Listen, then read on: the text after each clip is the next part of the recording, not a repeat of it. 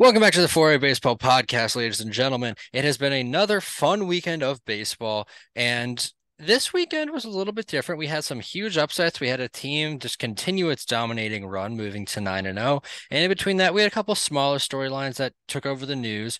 Stabs, how you doing today? I'm doing good. Sad there's no games until what, 6:10 tonight's the first game, Cleveland Yeah. Yankees. But overall, I mean, it was a fun weekend of baseball. Some very, very good matchups, some fun games to cover, and probably a couple game of the year candidates already. Yeah, I agree. We watched that Padres Brave series. I think that was one of the best games that I've watched so far this season. Twins looked really good against the Astros, or maybe the other way around. Astros didn't look great against the Twins. There was a great Mariners Guardian series. I'm excited to talk about it. And there were some Evan Gattis tweets. That is fair. I don't know. Yeah, I was not prepared for that. Um, so we're gonna hop into that storyline real quick, just because it's a little fun thing. Evan Gattis was a catcher, middle infielder, outfielder in the early 2010s, was through the Astros, kind of finished his career on that cheating team. Won a World Series with them. And last night, I don't know if he was drunk or anything, but he went through this entire storm of basically just spilling the tea about what happened in 2020 or in 2017 with the Houston Astros. I think someone had to make him upset. Something must have happened because there's no way he just let like out of the blue. What is this now? 6 years after. Mhm. He's just like, yeah, we're just gonna comment on it. Like,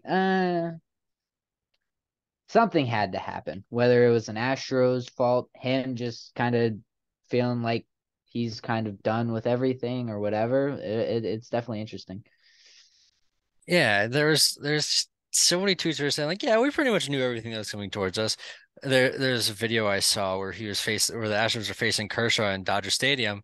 Kershaw dominated 12 strikeouts, no earned runs, and then he was basically said he tweeted out that yeah, we knew exactly what Kershaw was throwing. I think we only whiffed like a couple of times on breaking pitches, and it was true. They whiffed once on 51 Clayton Kershaw breaking balls. Yeah. A Hall of Fame pitcher with a Hall of Fame slider curveball. It's not any new news that the Astros cheated. It's just kind of weird that on a random Monday evening in the middle of April, Evan Gattis elected to just spill the beans everywhere. Um, but that's that.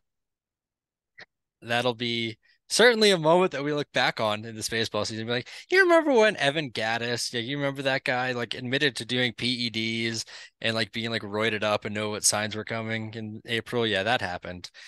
It definitely happened, and I mean, I don't. I literally, there's no words. It's just hilarious because like of all the people that are gonna come out and talk about it, Evan Gaddis is not the first one that I would think about.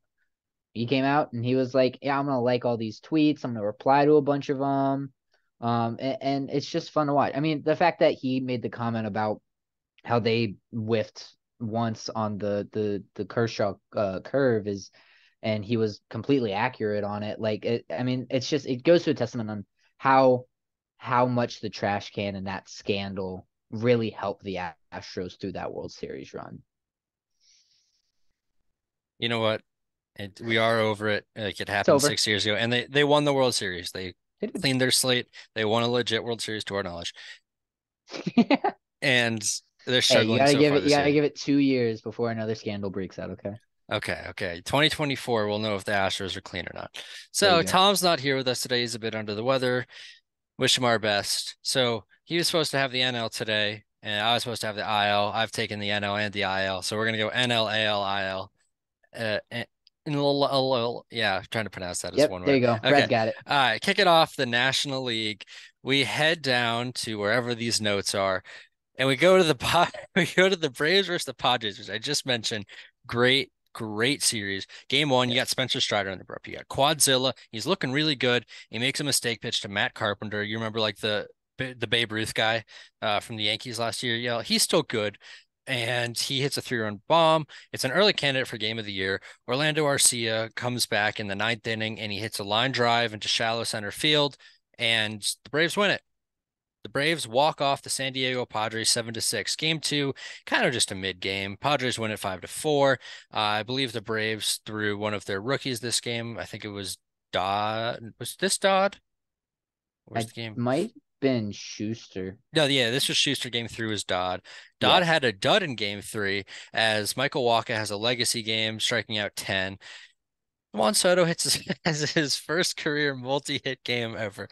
He'd been struggling in the early part of the season, saw kind of an emergence there, hits a home run. Padres went 4-1. Final game, Seth Lugo shows he can be a viable starter. They better keep him in that rotation, maybe move a Nick Martinez into the bullpen. When Joe Musgrove, who is set to come back this week, comes back in the rotation, Seth Lugo pitches well. Nelson Cruz drives in 6. It's great to be out of DC. The Padres win 10-2 and take the series 3-1. Stavs, what are your thoughts? It was a good series. Again, like we said, like game one was probably a game of the year candidate. Orlando Arcia is filling the role of shortstop very, very nicely, especially from an offensive standpoint. I mean, he's really what they need. And it gives Vaughn Grissom a little more time to develop and kind of really hone his craft. Like I said, game two, not anything special. I believe that was the Apple TV game, so I could not watch it, which MLB at its finest, but we digress. Soto again has had a rough start to the season.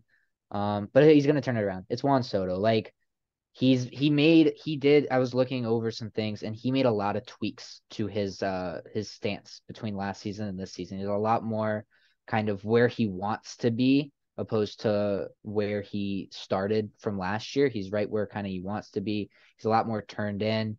So he's kind of going to create that power. And I'm excited. I think it's going to take some time for him to adjust. And I think again, he's getting attacked a little more than he was used to in Washington because for the past season, for a whole season, he was not getting attacked because he was the only guy in Washington. They had Josh Bell, who they kind of tried to work around Soto to get to him, even though Bell could punish you just as much. But now he has guys like Manny Machado. When Tatis comes back, then you have Nelson Cruz, who's having a resurgence. Cronenworth. You have guys around him that are going to be special. I even forgot Xander Bogaerts, right? And then I hate Nelson Cruz. He's terrible. Padres prove that they're a legit team, right? They are. And we knew this. This wasn't some fabrication of our imagination. Like the Padres are a solid team. But you can't look too far into this and be upset with the Braves for this. The Braves have a good starting rotation, and they are missing their 1 and 3 right now. They're missing Kyle Wright, who makes his first start tonight on Tuesday, and they're missing Max Fried, who's on the 10-day or the 15-day IL. Yeah. And you throw Bryce Elder, throw Dylan Dodd and Jared Schuster versus the second best team in the National League. This is what happens. I Like mean, yeah. the Padres have a I good offense, and it showed up. It did. And I made that comment on the TikTok that the Braves had a rocky pitching staff. That was my comment. Right? I'm not saying that they are terrible, like top to bottom, they're like good and low. I'm saying I'm worried about the injuries is what I meant by that. And someone had commented on that. I'm worried about the injuries, which has already bit them.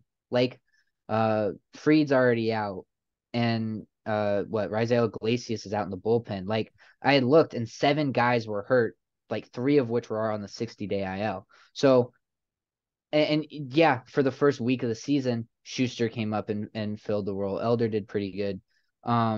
So they came up and they kind of pushed you through to the next game trying to help, but it's not perfect by any stretch of the imagination. And I think when they're fully healthy, if they face this Padres team in in September, October, it's going to be a much different series.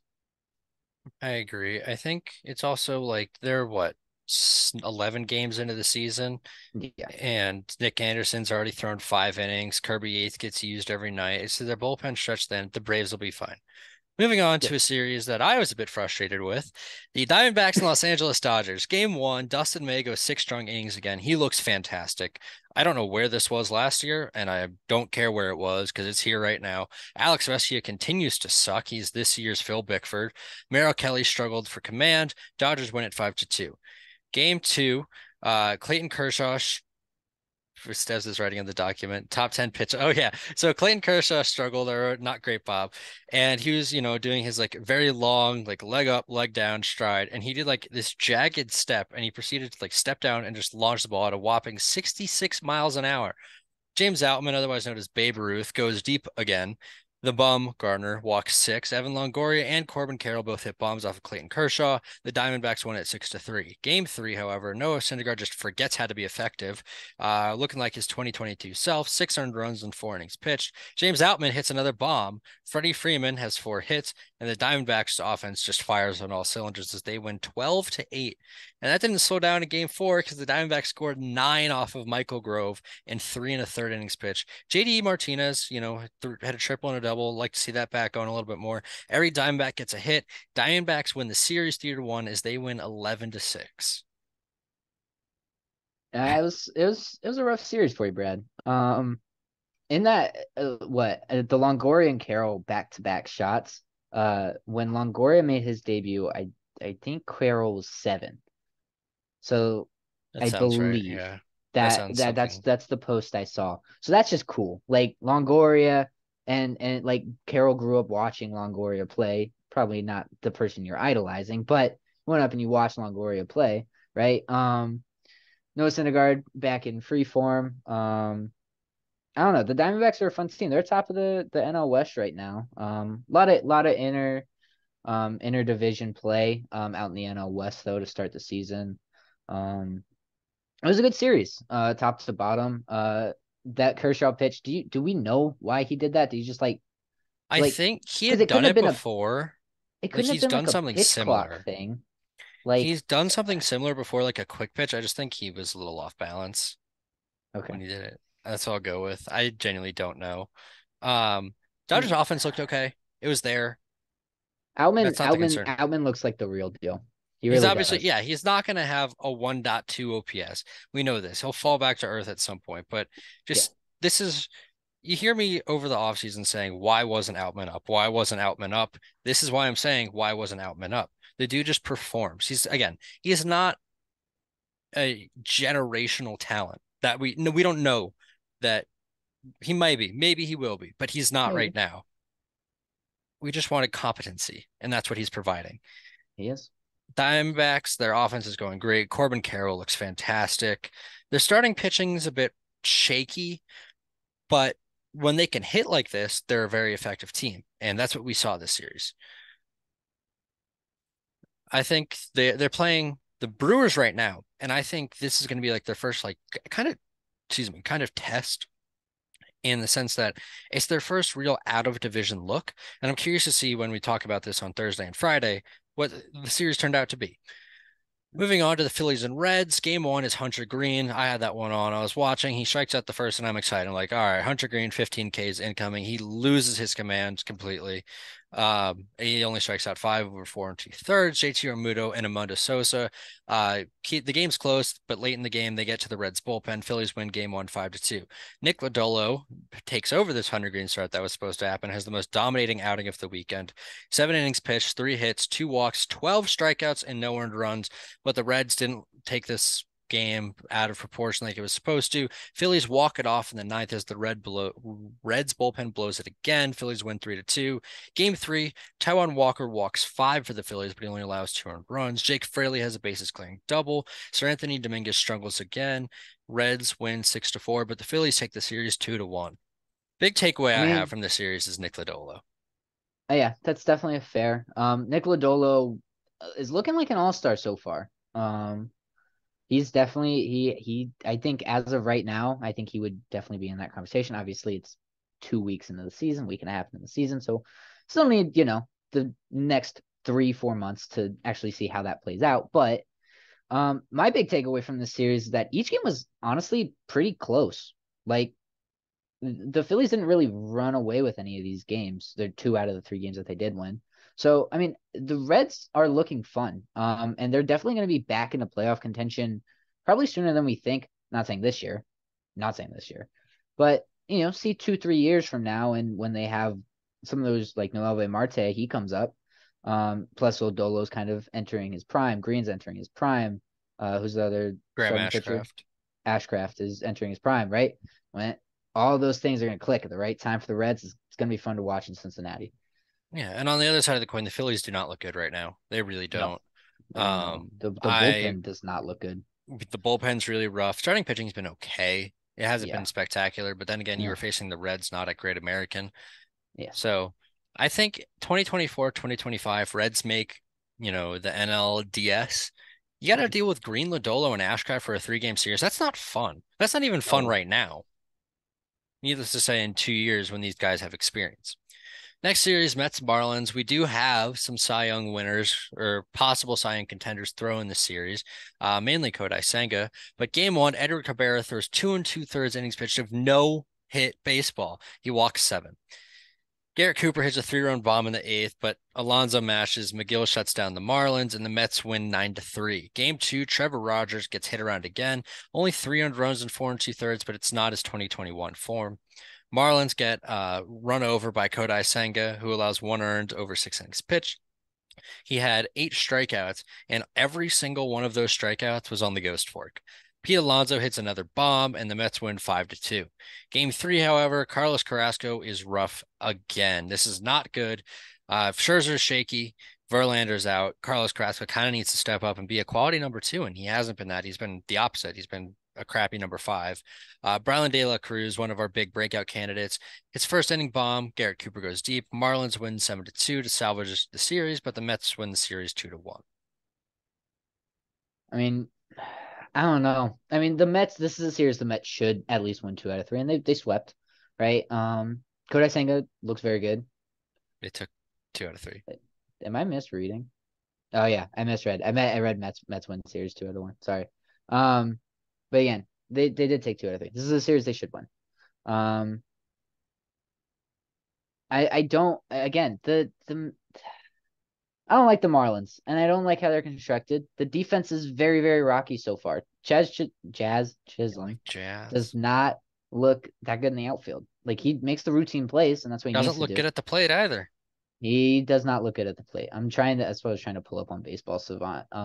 It's just not. It's not looking good for him I got you at from all. Baseball Savant right now. I mean, outs Uh, above. I got all their outs above average right now. he's got a 33% strikeout rate. He is walking a little bit, which is good to see. It's just there's no hard hit there. He's not barreling the ball that much. He's kind of hitting the ball right into the ground. Speed's there. We never doubted that. No. But just nothing else is succeeding right now. I don't think there's too much to take away from this series besides the Mets beat a team that they were supposed to. Yeah, and Kodai Senga looked pretty good. I mean, that's Yeah, about it. we Again, said before he's that Stevs and I settled, were talking. settled in, and that's Yeah, what Stevs matters. and I were talking before the episode, and he seemed like he's legit. Kodai Senga is really Mhm. good. Again, the Mets will be solid once they get Scherzer, Verlander, Senga going. It's just, are they ever going to be firing on all cylinders, like all 3 of them? I mean, when Scherzer pitched next? Like yesterday. He pitched yesterday. How did he Yeah. do? I don't. He allowed no earned runs over 5 1/3. He didn't look That's not bad. great, but it was against the Padres, so you know what? We'll take it. And then Yeah, moving it's a good on matchup. to what I think was the most impactful series of the weekend, the Brewers versus the Cardinals, right? The Cardinals, who a lot of people had coming into the season as the NL Central favorite, and you had Brad, who had the Brewers. And game one, we go Brandon Woodruff's on the mound. Brad's Cy Young number 3 or 4. Got some weird looks for that one too. 5 1/3 innings pitched of no earned run baseball. The Contreras brothers finally get to face off mano to begin their NL Central rivalry. I really like that. It's just small things in baseball like that that keep me entertained. Jack Flaherty only allows 2 runs again, but he walks 6. He has no command. Willie Adames goes deep. Brewers win it 4-0. Game two, Eric Lauer bump day, baby. Yeah, he allowed 6. It did not go great for him. Nolan Arenado hit his three. This is like dying. Okay.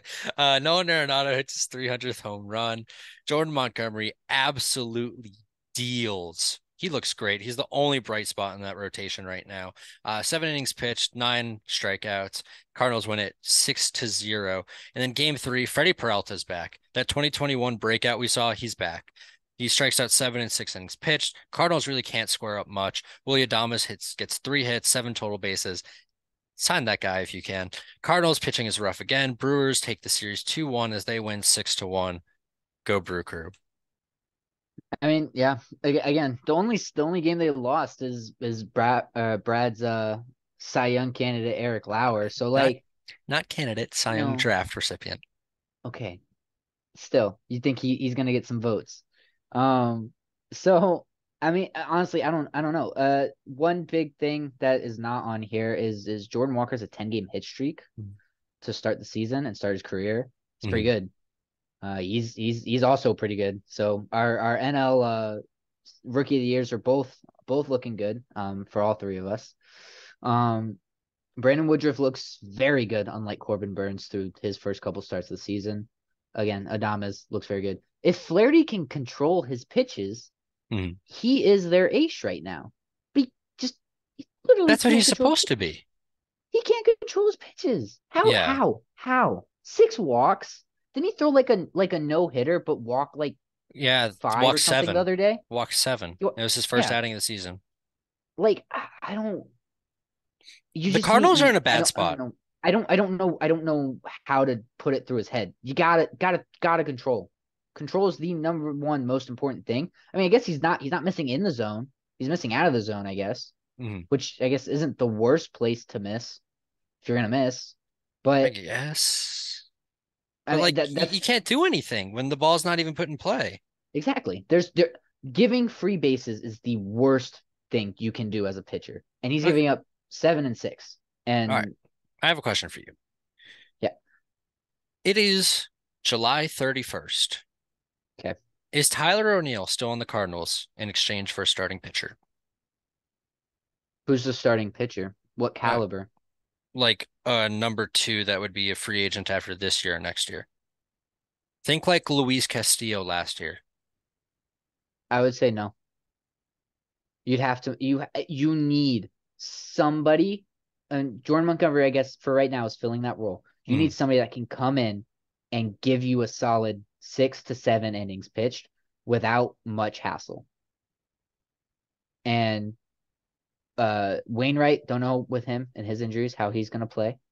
Flaherty, his command's a major issue. Michaelis hasn't looked amazing through his first couple starts this season. I think he pitches today. In Colorado though, which is very, very worrying. And then you got Jordan Montgomery. I don't even know who their five is right now off the top of my head. But Jake Woodford. okay. So Jordan Montgomery is your guy right now. And of those four names I just listed, he should not be your guy. He I shouldn't be. agree. Yeah. Jordan Montgomery is a quality number two guy. He's a free agent after this season, so maybe like that'll help them here. But Yeah. you're not gonna win series with a one man rotation. You got to play No. out the games.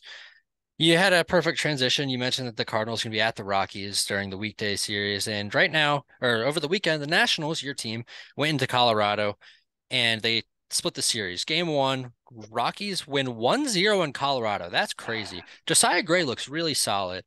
He goes 6 innings pitched, 8 hits, 1 earned run, 6 strikeouts. Kyle Freeland throws 6 2/3, allowing no runs on 4 hits and 5 strikeouts. There's an earned run on a drop fly ball by Lane Thomas. They got lost in the sun. It was ruled a hit. Technically, it is a hit because it didn't hit the glove. And a single by Chris Bryant. I know it is, but it's Yeah. so It's a infuriating StatCast because error. That's what I because call them. because it's not an earned run because there's nothing you're gonna do about it. But it's an earned run, and he gets the loss for. He's 0-2 on the season. Yeah. I think we talked about this and we'll dive into it in a moment. We'll talk about like Josiah Gray's pitch usage. Because we Yes. did have a really good conversation about that when that game was going on. Game two, Nationals take it 10-5 as Jeimer Candelario goes back to back and Adam Call or what's his name? What's Call's first name?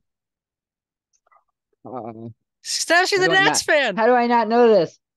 It's not Adam. I know it's not Adam. What? Where's Uh, the thing? What? Stabs. Call.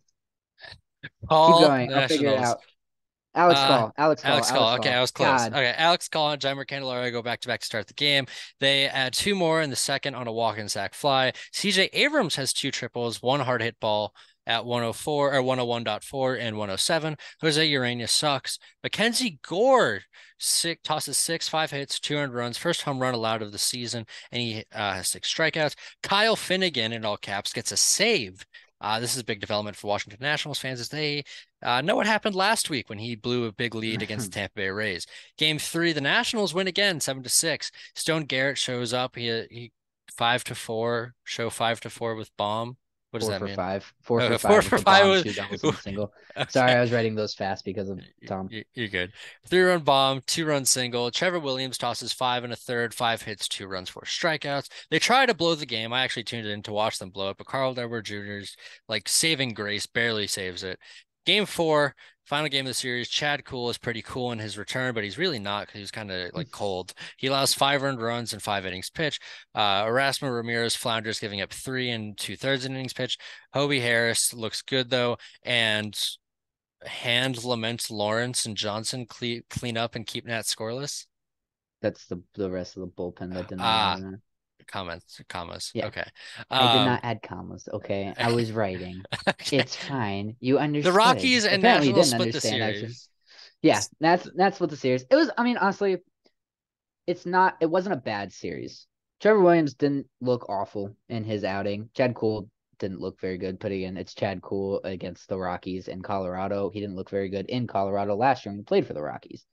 Um, honestly, the big thing is the Rockies bullpen in game 4 looked very good. Outside of uh whoever came out after Feltner. I don't even remember. I didn't write it down. He gave up 2. Feltner looked pretty good. His command was a little off. That was a big thing. But the big thing for the Nationals going forward is the young guys. How do that is the most important thing. How do they perform on a day-to-day basis? And you saw Abrams in game 2. He had a 2 triple game. He hit the ball 101.4 and 107. Like those are good hard hit balls with good contact. Um, Alex Call looks really good. Candelaria is going to go out do his thing. Josiah Gray, 6 innings pitched, 8 hits, 1 run, 6 Ks. Important piece in cores, no home runs allowed. He is a much better pitcher.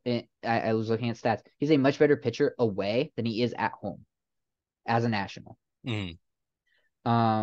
Gore looked very good. He gave his first home run of the season. Again, it's about the young guys. That's all that matters right now for the Washington Nationals organization. And it looked pretty good. In the farm, those guys look pretty good too. I think Brady House hit a bomb. Elijah Green hit a walk-off. Like, those are the most important pieces. You split a series with the Rockies. The Rockies are terrible. You're also terrible. You're in the same breath as the Detroit Tigers and the Oakland Athletics. Not a good breath to be in. But, the guys are looking good so far. I think the That's really Nationals, all I got. they are in the same spot as in what we look at them right now, but they're in a much better spot than the Rockies. The young kids are up and playing. The one thing I really want to break down from the Yes. series is Josiah Gray's start. So we talked about this when it happened. And in his first start, he was mixing the slider in the zone. It wasn't very effective. He was getting hit around the yard. He tried to use his fastball up, especially a lot last year. And to my grievance, I was saying, why aren't you throwing the cutter? It's your best pitch.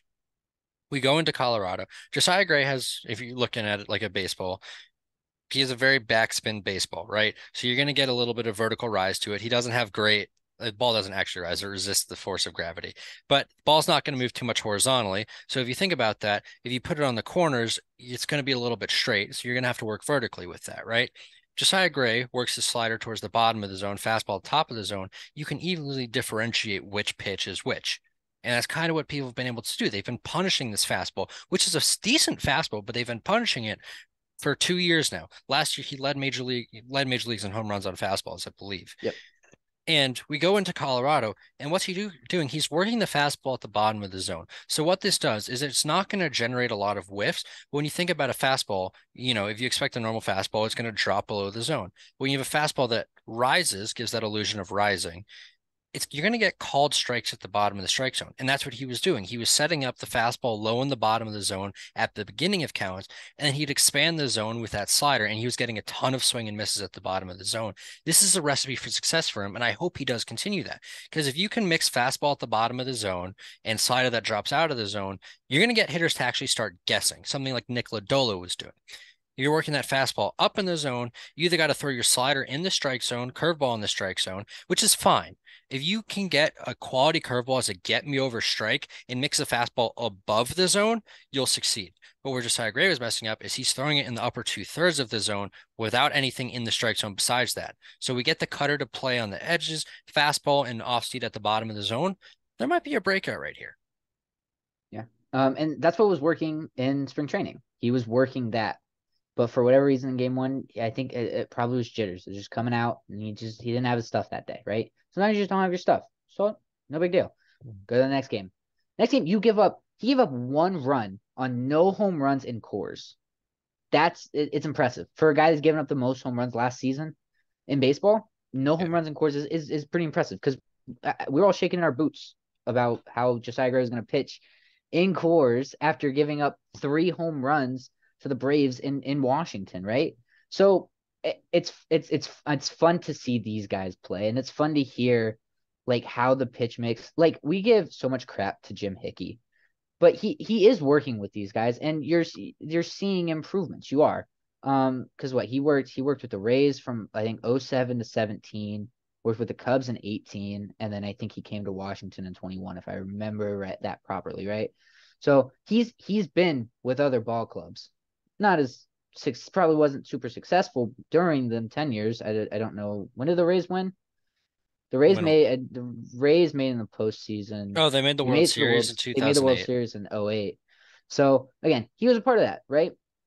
So he's been in the league. He's been in it through his fair share of teams. So he knows what he's doing. Not ideal, not analytic, probably based like most Nats fans want the Nats to kind of move towards. But there is improvements you're seeing. Josiah Gray is working on it. He's not perfect, but he's also 25. I don't know that off the top of my head, but Yeah. it's about it. He's young. He's got time, and you're seeing improvements day by day. Yeah, I think I want him to go out. Who are the Nats playing this week? Angels. He faces Ohtani tonight. I want to see him go out there and challenge Ohtani and Trout with that same pitch mix. I want to see him work the fastball in the bottom of the zone and the slider below the zone. If it succeeds, you have a recipe. Okay. All I'm saying is Patrick Corbin struck out Trout and Ohtani. If Patrick Corbin can strike out Trout and Ohtani, Josiah Gray should be able to. Not the same, but should be able to. I'm excited. I'm really excited to watch this game tonight. I stayed up for a large majority of last night's game, but I had to go to bed because I had a class this morning. But yeah, I'm excited. I'm excited to watch him in LA. Yesterday was a really good game. But we'll cover that on Thursday. Yeah, can you kick us off with the AL? Okay. Yankees Orioles, first game we're going to cover. Game one, 7-6 O's. Arias homers late in the game, give the Orioles the lead, and then scored on a wild pitch later in that inning. And he started a crucial double play to save the game. Outside of that, there's really no headlines. That was really out of the world. In game two, though, Yankees take it 4-1. Santander provides the only offense for the O's on a sac fly in the first. And the rest is all Yankees. A Hicks, I don't even know what I was trying to say. A Hicks single is what I was going to say. A DJ double, a Judge sac fly, a Stanton home run caps off the 4-1 win. Cole Irvin looks pretty terrible. Uh, Finagle. Still right. It's Hicks Finagle. okay, Hicks single in the fourth. That's what I meant to say. But Irvin does not look very good. He gives up 5 over 3 innings. Or gives up what? Five is He up gives up three. 3. Yeah, he gives up 3. God, I need to double check my notes. He gives up 3 over 4 2/3. Didn't look very good. But again, he's just coming from Oakland, and the Orioles are still tinkering with him. And then in game three, it was 5-3 Yankees. A Stanton single, a Judge 2-run bomb, and a Cordero bomb gives the Yankees all they need to win this game. Franchy Cordero had a incredible spring with the Orioles, and he didn't make the roster for some reason. So he went out to New York and ends up punishing them. Rushman bombs and Santander doubles, gives the O's their only runs. Nasty Nestor goes 5 1/3, and he had to darken the 44 on his glove because of the Orioles complaining that it was white and therefore they could not see the ball. Which I can see the complaint, but like, dude, it's like a 44 that you can barely see for like half a second. Like, I don't know. What are you Um, thinking? so you said like for some reason they dropped Cordero. The reason I was watching the game, I think it was game two I was watching, and the reason that they Yes. brought up was that the Orioles wanted to have more variety. They didn't want to go like just a platoon first baseman. They wanted to have more flexibility on their bench, so that's why they DFA'd him. And again, I can see that. And you're not really trying to make the playoffs quite yet. You still have some time. So I understand it. But like when the guy batted like 400 this spring training, and like he's definitely a guy that could come out and help you. So I probably would have taken him and probably tried to flip him at the deadline or something if you're not making it. I don't think Franchy Cordero is the player that makes or breaks you getting into the postseason. I mean, that's fair, but I mean, he went out and he kind of stuck it to them is kind of what I'm trying to say. I mean, outside of that, I don't really. I mean, Rushman's good, Judge is good, Santander's good. The Yankees beat up on a team they really should beat up on. I didn't say they beat him up. They didn't beat them up; they beat them. How's that? Yeah, I was gonna say they won by 2 runs and 3 runs. So, Yeah, all yeah, right, yeah. It was a good series what happens in Cleveland? in Cleveland. Mariners and Guardians is gives us some of the best games this season so far. So Mariners went take game one, 5-3. J Rod homers in bottom of six, breaking the 3-3 tie, giving the Mariners that lead. Logan Gilbert tosses four, giving up three over that time. Mariners bullpen locks down and does not allow a run for the rest of the game. That is important for later. Game two, Mariners take that one 3-2. Mariners get the party started in the first with the Suarez and Kelnick single. Jared Kelnick looks very good to start off the season. Suarez adds another an inning later. Guardians try to mount a comeback in the fifth and seventh, but to no avail. And again, the Mariners bullpen looks very good, only giving up one, which was Festa, over 3 1/3 innings. In game three, 7-6 Guardians. Mariners Guardians, like I said, created some of the best games this season, and this was one of them. Dumper hits a bomb. J Ram then hits a sac fly. That was it. It was a 1-1 game until the ninth. And then Listella grounds out, scoring a run. Brennan doubles to tie it back up. Then Kelnick doubles, and Wong hits a sac fly in the 11th. Jimenez and Brennan respond with a double and single, respectively. Hernandez singles, giving the Mariners the lead in the 12th. Then we head into the bottom of the 12th.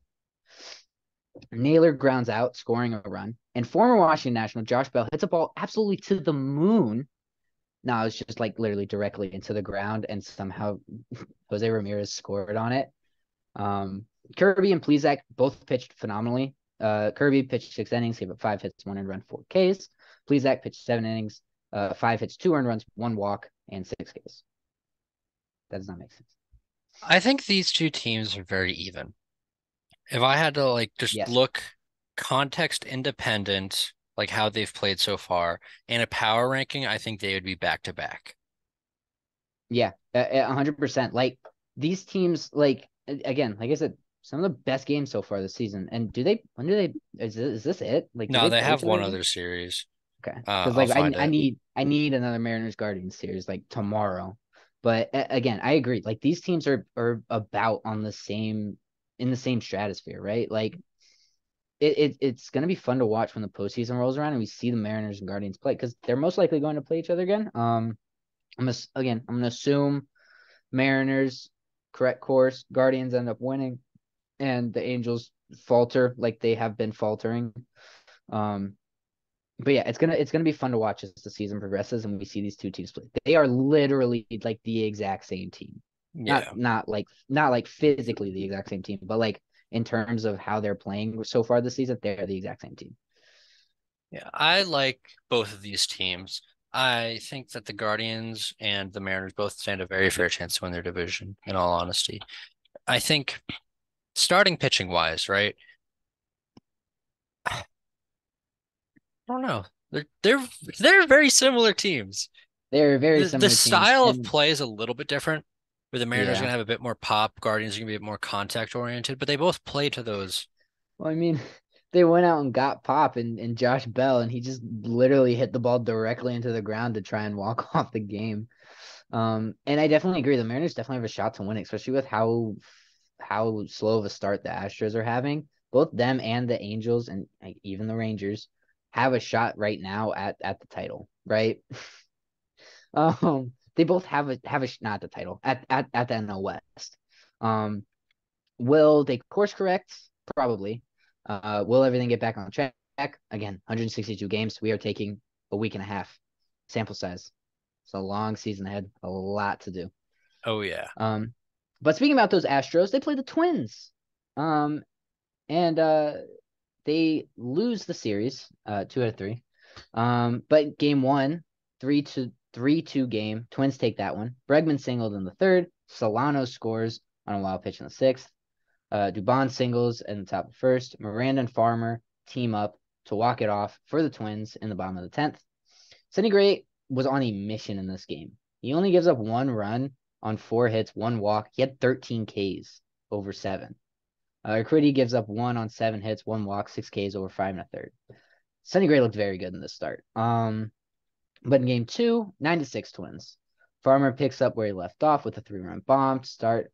Larnick singles as well. Alvarez ties it with a grand slam a half inning later.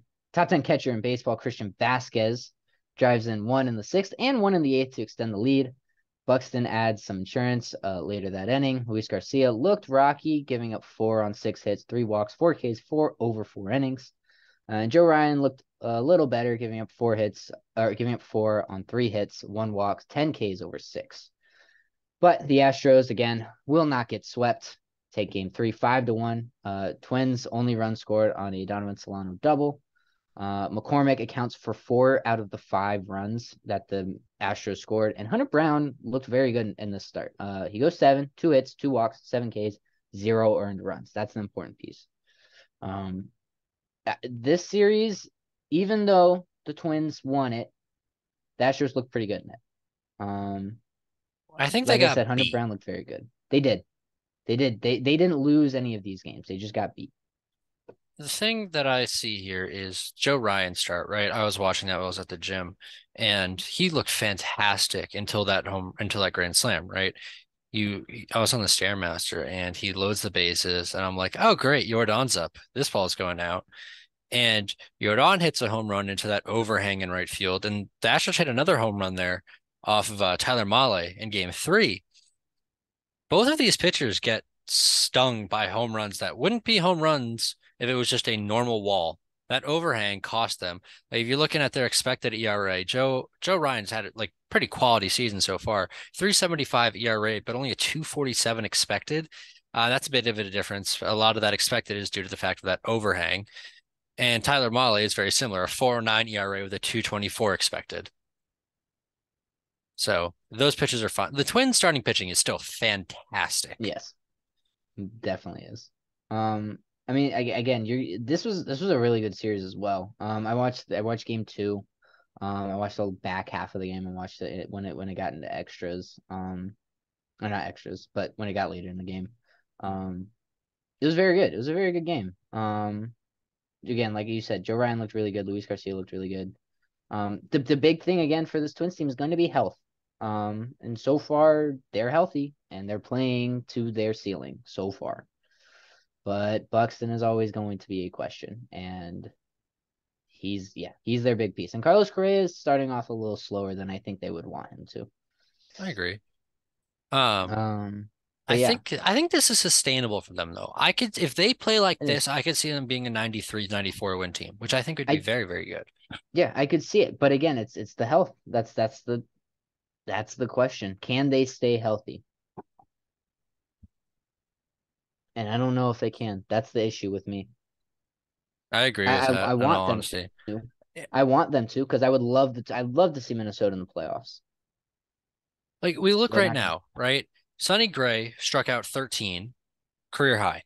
Joe Ryan Yep. strikes out 10, struggles a little bit. Tyler Mahle still pitched fairly well. He had some unlucky runs allowed.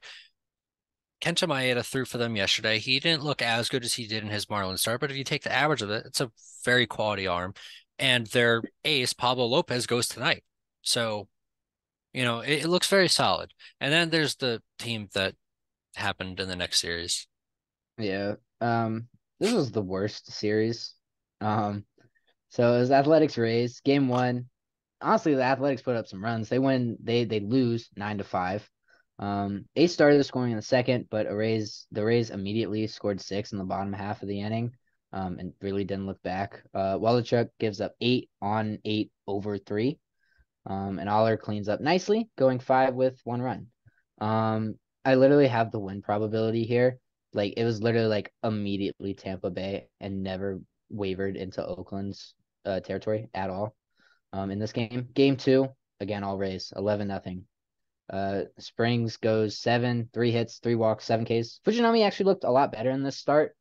He actually made it. He looked a lot better than his first start. He looked a lot better than his first start. He goes 4 1/3, 5 hits, 3 hit, 5 earned runs, 3 hits, 4 walks, 1K. Again, needs to work on his command. 79 pitches, 40 of them were strikes. He needs to stay in the strike zone. Game three, 11-0 Rays. Rays good, A's bad. It's really all I need to talk about in this series. Yeah, the only thing, like, we'll highlight the Rays really quickly. Their starting pitching is really freaking good. Their bats are Yes. really freaking good.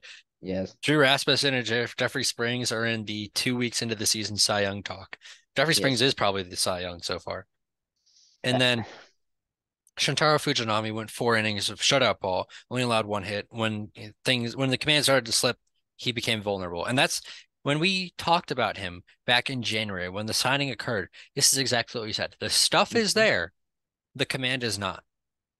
And that has proven dividends in his first 2 starts. if he was on the Dodgers, I think he would be very, very, very good right now. But he's on the Athletics. That's not to say, okay, I am going to I'm disagree not with you saying. there.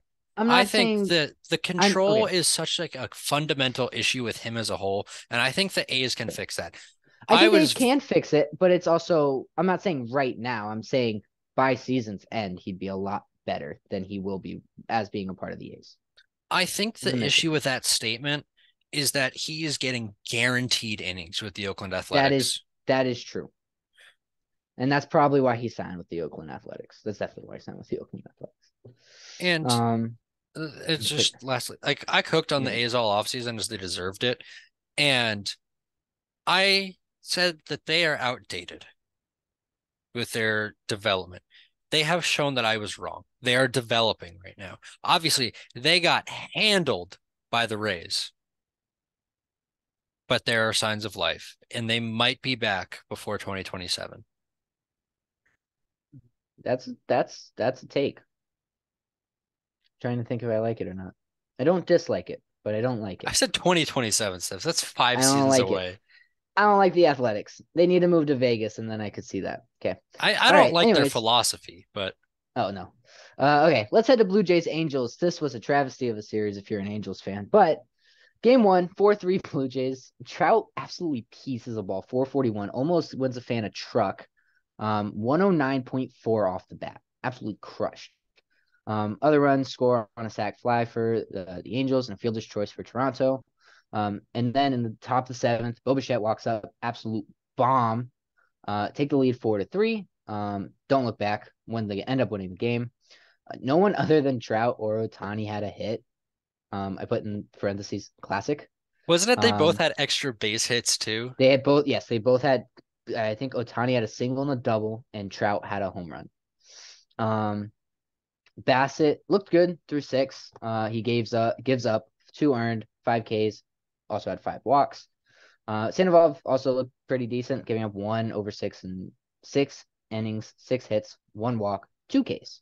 So honestly, it was a good outing for everyone outside of anyone not named or any for the bats not named Trout or Ohtani. It was good. Taylor Ward even didn't really show up, and he was one of the guys. Again, what we said for the Angels is they need everyone outside of the top three to be mediocre, and none of them got hits. That is incredible. Anyways, game two, Angels actually won this one 9-5. Bichette picks up where he left off from the night before with a bomb. Chapman joins him, taking a 4-0 lead after 3 innings. The rest of it though was all Angels. Lineup woke up. scoring 1 in the third on a Renhefo ground out and 2 in the fourth on a Rendon ground out and a Renfroe double. Jays do respond with Springer bomb. Springer The Dinger. Angel, the Angels end it with a Renhefo bomb and a 3-run bomb by Trout in the fifth. Renfroe would add some insurance in the bottom of the eighth. Brad will cover Tyler Anderson, and Barrios is still pretty bad. Game 3, though, again, this one, 12-11 Blue Jays. This is a very, very good game. Kikuchi gets rocked for 9 hits, 6 earned runs, 6 Ks. Detmers doesn't do much better. 5 innings pitched, 5 hits, 4 earned runs, 5 Ks. Angels get the first 6 with a Rendon single, a Renfroe single, and Ohtani 2-run bomb. Ohapi solo shot in the first 4 innings. That was first 4 innings. That was it. Blue Jays then respond in the 6th with 10 runs, starting in the 6th, actually. 10 runs. Chapman grand slam, Kiermaier triple, which was 2 runs. Chapman, Merrifield, and Kiermaier singles, respectively. And then the Angels respond back in the 8th and 9th with a Drury bomb and a Rendon hit by pitch and a Renfroe double. But Kiermaier doubles top of the 10th to take the lead, and Springers throws another run on top of that to add a little bit of cushion. This was cushion that would be very needed as the Angels loaded the bases. Trout would end up walking when then you have Shohei Ohtani up. The base is loaded in the bottom of the 10th, and he grounds out. Go Angels. Angels lose 2 out of 3 on, honestly, 3 really heartbreaking losses. Or 2 really heartbreaking losses. Like, they were games you should win, and you don't. They played a playoff team really well. They did. There's depth to this lineup. Hunter Renfroe showed up. Pablo Sandoval looks good. I think that's it. Like, Trout and Ohtani are MVP candidates. What did we expect? They're the best 2 players in baseball. Shohei Ohtani is elite. Mike Trout's elite. The thing you pointed out, like Tyler Anderson, right? Last year, he's with the Dodgers, has an absolute career year. And you follow us on Twitter, which I do suggest. We're on Twitter. I tweet during the game, Angels, you literally have a formula of how to use him. Maybe try it next time. In 2022, Tyler Anderson was 38% fastball, 31% changeup, and 22% cutter. And if you look at his start, he was 45% fastball, 22% changeup, and 10% cutter. And he got hit hard. It's like, hey, if you're throwing this not so good pitch a lot, you're not going to succeed. And they're looking at this blueprint that was written for them and just ignoring to use it. I mean, that's fair. I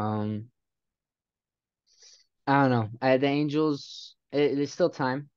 But they also need to strike while the iron's hot. And the Angels, or not the Angels, the Astros are floundering right now. And if they came out guns a-blazing like we wanted them to, they'd be on top of the AL West. They're not right now. Let's head over to the Red Sox Tigers series, though. Sox sweep this series. In game 1, they win at 6-7. Duvall breaks the tie in the 6th with a 3-run bomb. Alex Cora. This is Alex Cora on Autumn Duvall. He's off to a great start. This is great because he's now hurt and not off to a great start. He was. Miggy's final home opener, he decides to throw out the first pitch along with a bunch of other Detroit greats, but, he didn't sing the national anthem or anything. Kenley Jansen gets his first save as a Red Sox, though, so that's pretty cool. Sox win the next game, though, 14-5. Devers homers twice. Hook throws 5, 2 hits, 2 earned runs. Tigers suck. Game 3, 4-1 Sox. Casas homers and doubles, giving them half of their runs. Red Sox pitch well, with Crawford giving up 1 over 5 and no runs allowed by the bullpen. Javi Baez is batting 121 on the season with a 293 OPS. He is already in midseason form. He was, after this, batting equivalent to Max Muncy after this game. So not anymore because Matt Muncy put one into the ocean, but it's fine. Well, the thing with Muncy is he walked. Like Max Muncy was hitting like That's 100. He was literally hitting 100, but he had like a 550 OPS because he had like a 400 on base percentage. Javi Baez doesn't walk. All he does is strike out. He's just not doing anything. He has an opt-out after this year, which he should definitely exercise for the futures of the Tigers, but he's not going to do that because it's a poor It's not going financial decision. The Tigers are not a good team, and the Red Sox have a. I didn't reveal this on last episode, but I gave them a top 10 vote for offense. to. Okay. And I mean, it showed up again. I don't know if I'm going to do that again this week because it was the Tigers, but Sorry. there's not much to take away from the series. The Tigers No, and Red Sox, there's the really Tigers not. aren't good. The Red Sox are mid, and yeah. I mean, yeah, that's pretty much it. Let's get some interleague games, Brad. Oh yeah, there were three interleague series to my knowledge. I did not realize there was three until about 2 hours before this. We're going to kick it off in San Francisco in the Bay. Game one, Alex Cobb and Brad Keller square off. Both pitch pretty well, but Alex Cobb outpitches him. But the Giants' offense is nowhere to be found. Giants leave 7 on base, and the Royals win it 3-1. Game two, excuse me. Sean Manaea is on the bump for the Giants. He looks fantastic. He's mixing up the fastball and changeup really well. Got 8 strikeouts through 6 innings pitched. Good job. Giants get to Brady Singer in the 4th inning. 5 runs off of him. Lamont Wade had a bomb. Michael Conforto, J.D. Davis, Tyler Rashada, and Brandon Crawford all had 2 hits. Gabe Kapler goes into the 7th inning and puts in Ross Stripling, the starter. And he pitches. Camilo Doval comes in and he blows the lead. Aroldis Chapman gets the save. He's allowed no runs over 4 innings pitched with 8 strikeouts, and the Royals win the game 6-5. Game three, Chris Bubich comes out and he deals. He's been really good. There's been some nice tweets online about just everything that he's developed. He's pretty much changed the type of pitcher he is, and 9 strikeouts over 6 innings pitched. Anthony DeSclafani continues to mitigate the underwhelming Royals offense. Michael Conforto with a 2-run bomb in the 8th, and the Giants win the game 3-1. In games that the Giants win, they have an average of 9 runs scored. But when they lose, it's about 2 runs. I mean, we made the joke that they only win on even days, which, was wrong because they lost on an even day. I don't know what Gabe was thinking. Throwing in Ross Stripling, it was a decision. It was a decision that cost the Giants a game to the Royals. You lost a series, not even a game, a series to the Royals. That's the more important piece. I mean, outside that, Manaea looked pretty good. I mean, that's a good thing. Big thing, Royals, Chapman looks really good. So you might be able to get a couple pieces for him if he keeps this up throughout the season. I would not argue. I don't think anyone would argue against Chapman. You dealing Chapman, because to be honest, you're probably not going to make the playoffs with how your offense is scuffling to start the season. Even if you are hitting well against the Giants, it is the San Francisco Giants. So, I mean, I'd say that there's not really much more to cover about this. I just wanted to mention that, we always cooked on the Royals for being behind the analytical curve, and they brought in a new pitching coach. They brought in a really, new staff overall. Obviously, it's not going on the offensive side, but a lot of their pitchers have made some pretty big changes, and it's shown. Like Chris Bubich, kind of an unknown pitcher, he's been really solid this year. Brady Singer's stuff is better. Obviously, the results weren't there this game, but you know what? It's there. Zach Greinke is a bit better than he was last year. He's also a Hall of Famer, so there's that. Aroldis Chapman, maybe it was New York syndrome, but he's good again. Scott Barlow, Dylan Coleman. Dylan Coleman got hit a little bit hard the other day, but you know what? Good job, Royals. You beat the Giants in a series where you probably shouldn't have. No. Moving And on if to I the was a Giants fan, I'd be upset about it. Yeah, I would be too. I'd be really disappointed in my team if I was a Giants fan and I lost a series to a Yeah. team I should have beaten. Uh, Pirates hosted the White Sox, and in game one, it was an absolute slugfest. Lucas Giolito allows 7 over 4 innings pitched. He's not really walking anyone. Andrew McCutcheon gets a standing ovation upon his return. That was a great scene. Gets a single in that at bat. Rich Hill is yet to realize that it is not spring training. And Brian Reynolds he pops off, and him and 3 other Pirates get 3+ hits. The Pirates win 13-9. Game two, Vince Velasquez comes out the gate with no command. He faces off with Mike Clevenger, and both pitchers struggle. Pirates make it close in the fifth, bringing the score 6-5 White Sox, but the White Sox decide to score five in the seventh, winning the game 11-5. Game three, Michael Kopech recovers from his rough first outing by going six strong, allowing one earned, but Johan Oviedo allows no earned over six and two thirds. There's the little replay. A repeat of almost the really horrific play last year where the Pirates got a ground ball to the pitcher. They chased Javi Baez back. If you know the play, you know the play. But instead, he just flipped the ball to first like a competent human being would do. Storyline of the game, though, and really the series, is there's a play at the plate. Oneil Cruz slides into home, and it's a little bit of a late slide. And he's going for the front part of the plate. He collides with catcher Sebi Zavala. He fractures his ankle. He's screaming in pain. Sebi Zavala screams at Oneil Cruz, who's again in the pain, yes, on the ground in pain. Carlos Santana is pissed off, deservedly so. Bench is clear. I don't think any suspensions will be served out, but the big news is Oneil Cruz, 4 months on the IL with a fractured ankle. Pirates win the series 2-1, but they lose a huge piece of their team. I mean, as far as that, the play at the plate, yes, it was a late slide. He fractured his ankle. Obviously, you could see as soon as he went to go slide, something wasn't going to end well. Mm-hmm. It didn't end well. Sebi Zavala needs to, I guess, think a little more before he screams at someone on the ground in pain. I understand. Yeah, it was a late slide, but like, it wasn't like he trucked you or anything. Like, it was a late slide into your ankle. You still got him out. Like, I don't understand yelling at the guy screaming in pain. If he came in trucking you, and then he hurt himself, I could understand you kind of yelling at him, being like, why would you do that? He's a late slide. He slid in feet first, late slide. You don't got to yell at the guy. Benches end up clearing because Carlos Santana is sticking up for his young guy, as he should. Outside of that, rest of this, I mean, Giolito sucks. It's pretty much it. Yeah, I don't know. Is there anything else you think we need to cover?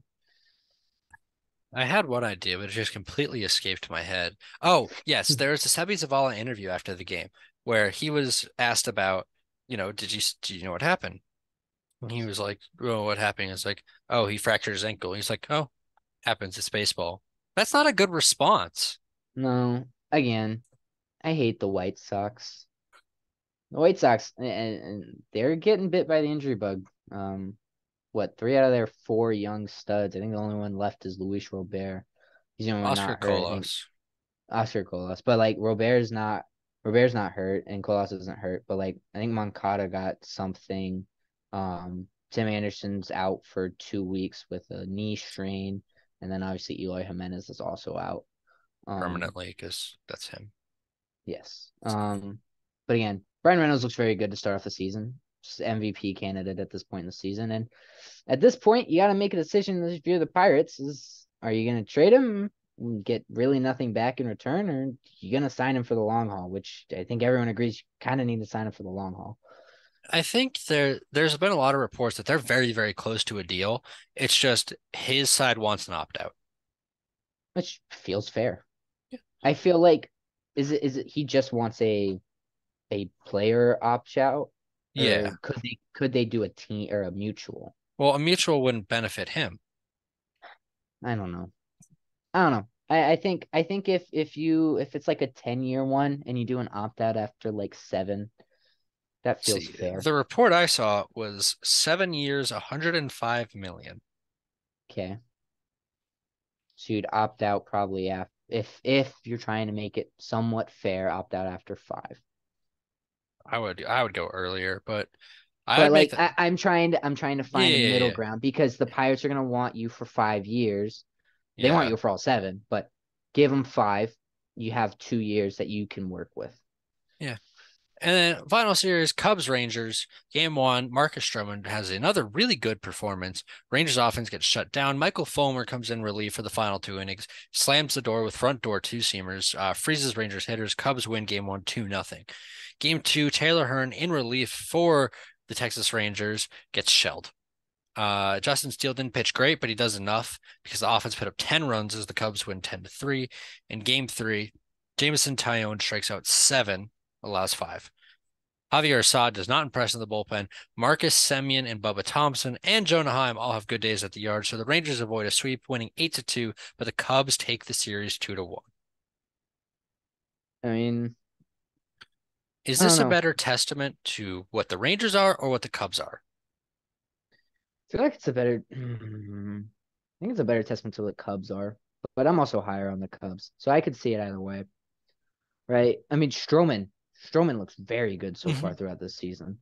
I saw a couple tweets he had, and he gave a little girl a glove. Yeah. That's a little hard, like, because her mom tweeted out about, "Hey, could I buy a glove off of you?" And he was like, "Nope. Next time you're at the park, shoot me a tweet and I'll come out with a glove." And then they were there. She had a sign. He went, met with them, gave him the glove. I think it had little purple stripes on it. And he thought she'd like that, blah, blah, blah. Again, Mark Stroman's a good guy. He's a good baseball player so far throughout the season. Through his career, he's been a pretty good baseball player. He's the type of guy you want on your pitching staff and you want in your clubhouse. And I think right now he is showing I like the Cubs. I don't know, they're not clicking on all cylinders quite yet, and their pitching staff still needs a little work, like we talked about. But their offense is there, and it's clicking pretty good. Dansby Swanson looks very good to start the season. Um, That's a huge it's piece for just them. That was their big offseason signing. exactly, and I mean, I don't know. The Rangers were not the 14 runs a game against the Phillies, but I also don't know if they are a what 3-2, 3-8 run team either. I don't know. I don't know where they're at. Mhm. Um, I think I'm higher on the Cubs, so for me, it's what the Cubs can be, and I'm excited to keep watching this Cubs team. I think the thing with the Cubs is it's not going to be, they're not going to win the division.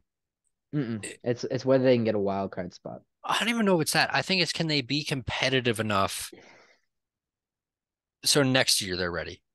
When Pete Crow That's Armstrong's fair. up, is the front office, we talked about this reverse rebuild that they've been performing. Is the front office going to be like, all right, we've seen enough.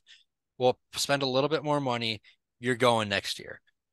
Yeah. And if they can put themselves in that situation, great. I mean, I don't know. I mean, I like David Ross, so I think he's a good coach. He's the guy you kind of want at the helm. Um, you have the pieces. You have some of the pieces, not all of the pieces. I think if they want to compete next season, they need to do what the Rangers did and Mhm. go out and sign only pitching. That's the only position they go out and really sign. I mean, obviously they'll be without Cody Bellinger and maybe Eric Hosmer because I think they have Mancini for a couple years, if I remember off the top of my head. 2 years. He has an But opt out. yeah, so go out, get pitching. That's your top. Orioles too. Go out, get pitching. Number one priority. Yeah. If they can do that, they're a somewhat competent team that could probably win the NL Central next year, depending on how things shake out. Still a lot more at play. I'm not saying go out and get a Shohei Ohtani because they're the Cubs. They're not going to do that. But go out, sign some good bullpen pieces, and sign a C tier starting pitcher. All right. So, Steps, we've been hinting at it Oh for God.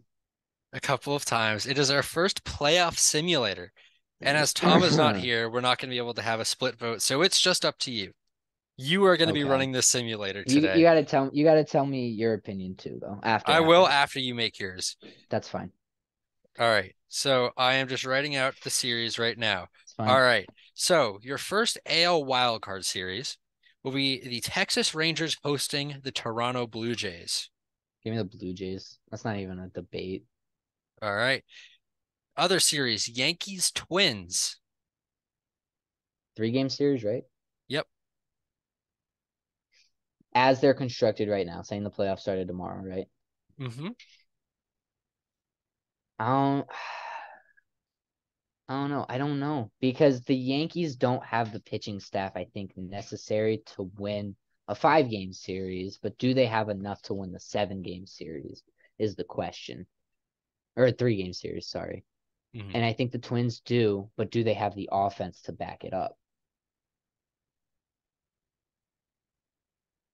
I'm I gonna. have my pick. I think it'll be an upset. I think the Twins take it. Twins finally beat the Yankees in the postseason. All right. Twins versus Rays. Rays. It's not a debate. All right. And then we got Blue Jays versus Guardians. Ooh, that's a good series. I've liked what I've seen from both teams so far this season, but I don't like the pitching staff of the Blue Jays. So give me the Guardians. All right. Heading over to the NL. First wild card series. We got the Diamondbacks hosting the Padres. Padres. No All matter how right. much I like the Diamondbacks, I can't do it. The Padres are too good. And then the other series, the Pirates hosting the Dodgers. And it's the Dodgers. I knew I want to pick the Pirates. We've talked about it, but there's no way, especially with Oneil Cruz now out. All right. Second series, we have the Padres going off against the Atlanta Braves. We just saw That's a the tough. series. We just saw it, so I think it would play out pretty similarly. So give me the Padres. All right. And then we got the Brewers versus the Dodgers. Ooh, the Brew Crew. I mean, with how Corbin's pitching right now, I don't know if they could take it, but Urias has looked good. Kershaw's looked good. Vesey has not looked good. Syndergaard didn't look good in his last start. He's probably somewhere in between. Give me the Dodgers. Dodgers win a playoff series. All right. ALCS, Rays versus Guardians. You gotta go Rays. All right. NLCS, Dodgers Padres. Give me the Padres. Because All we all know right. who's gonna win next. Rays versus Padres. It's the Rays. All Unbeaten right. team. The Our lossless week team. one postseason simulation via Matthew Stevens, aka Stev. Your Rays are the 2023 World Series champions. Thank you all for listening to the 4A Baseball Podcast. We'll be back in your feeds on Friday, recapping the midweek series, and we'll be dropping our weekly power rankings. If you want to interact with us at all social medias will be in the link in the description below. If you've enjoyed, please consider leaving a rating, a review, sharing this with a friend. We appreciate it all. We will see you all next time on the 4A Baseball Podcast. Peace.